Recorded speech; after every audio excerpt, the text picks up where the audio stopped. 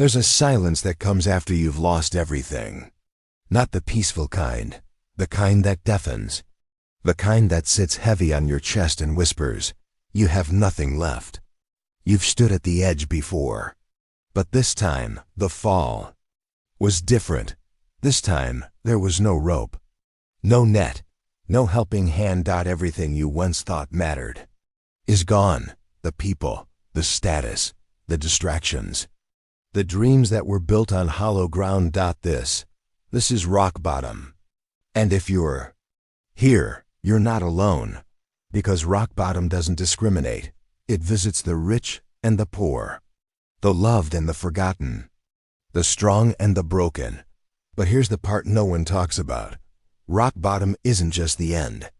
It's a mirror. It reflects everything you've ignored, the lies you told yourself, the shortcuts you took, the masks you wore. At rock bottom, you face the truth, not because you want to, but because you have to. There's nowhere else to run.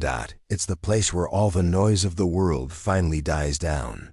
And in that terrifying silence, you hear your real voice for the first time. That voice doesn't care about opinions.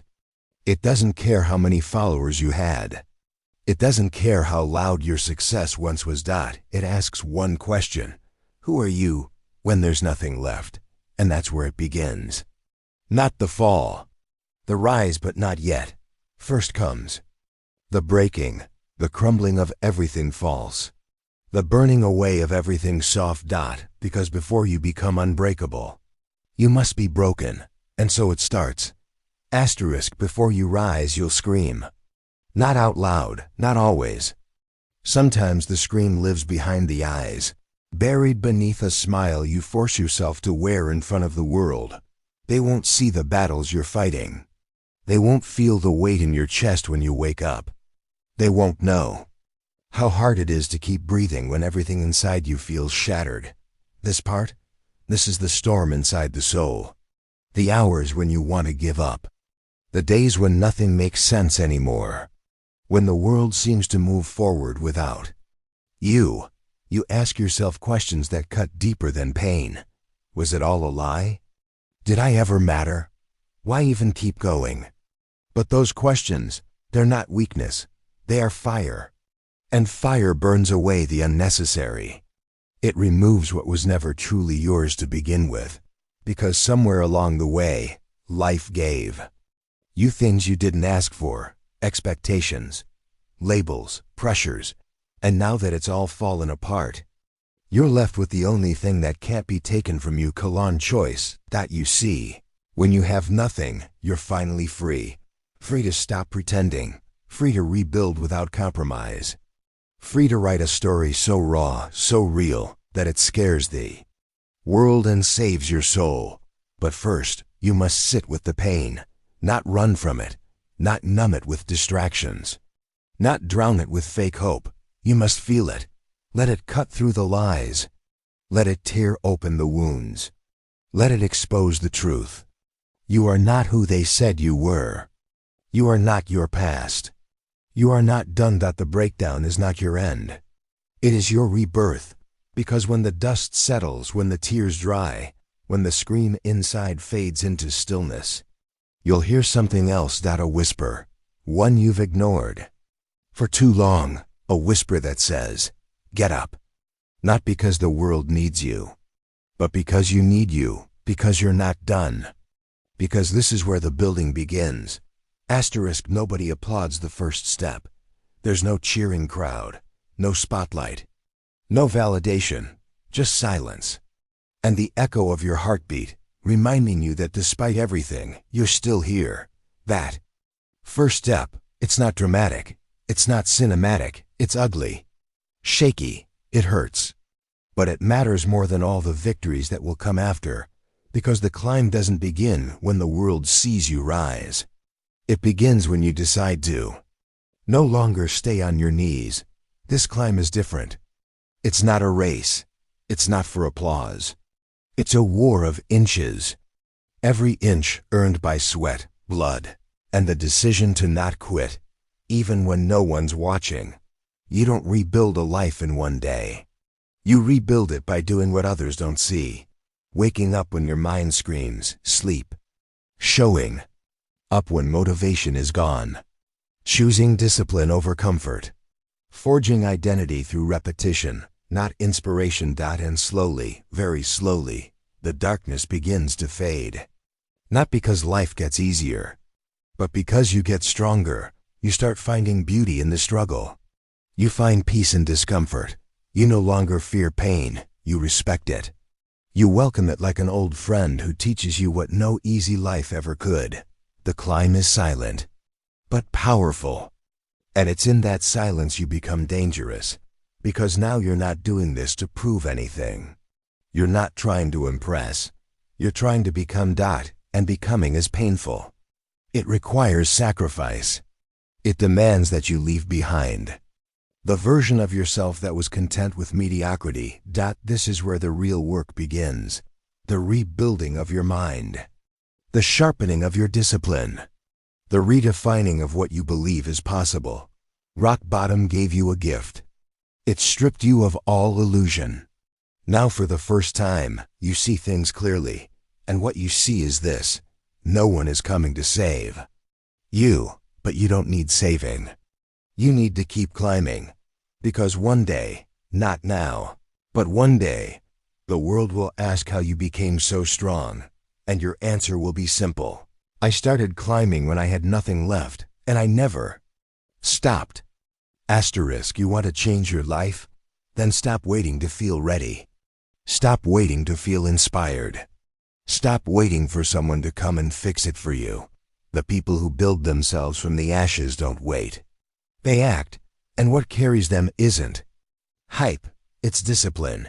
Discipline is what separates those who talk about rising from those who do. Discipline is not glamorous. It's not exciting. It's not something you can post online for likes. It's waking up every day and doing what needs to be done, even when your body aches, even when your mind begs for escape, even when the world doesn't believe in you. Because discipline doesn't ask for permission. It doesn't need validation. It does the work, again and again, until the results show up and speak louder than words ever could. At rock bottom, you learned a painful truth: that motivation dies, that inspiration fades, that no one is coming to drag you to greatness, and so you forged something unshakable. You forged discipline like a blade, sharpened through repetition, tempered by adversity, wielded with intention. Every small act you do now, every workout, every early morning, every sacrifice, it's not just building your body, it's not just building your skills, it's building you. Because when the world tries to break you again, and it will, it won't find the same person it once knocked down. Now it'll find someone different. Someone forged in hardship, someone who doesn't flinch at pressure, someone who's already been through hell and walked out stronger. This life, it doesn't reward the loud. It rewards the consistent. The ones who show up day after day, in silence, with no applause, and still give everything they have. You don't need to shout. You don't need to prove. You just need to keep going. Because when you look back, you won't remember the comfort. You'll remember the grind, the cold mornings, the long nights, the solitude, the sweat, the sacrifice, and you'll realize that's where you were made. You've been through what most people will never understand. You've lost. You've been stripped bare. You've sat with pain so real, it made time feel like it stopped. But now, something has shifted. You've built yourself not from comfort, but from chaos. Not from support, but from solitude. You've discovered a truth most people run from, that everything external can be taken.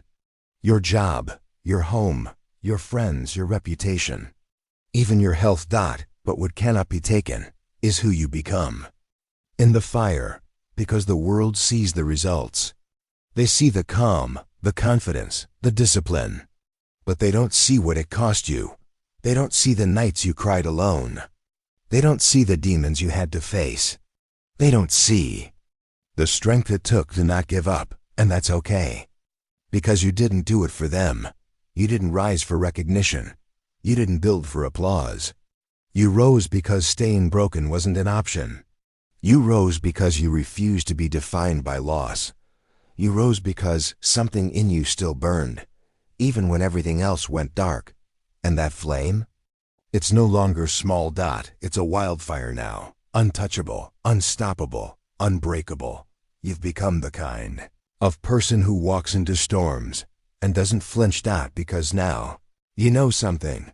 You can lose everything and still not be defeated, because you've mastered the one thing the world cannot control: your mind. You've taken control of your thoughts. You've rewritten the narrative. You no longer see failure as the end. You see it as fuel. You no longer fear loss, because you've proven that even with nothing, you can become everything. And that power, that resilience, that fire in your soul, it's yours now. No one gave it to you, and no one can take it away. What's the point of it all? The loss, the failure, the nights spent in silence, the days when no one believed in you, not even you. What's the point of falling so far, only to rise again?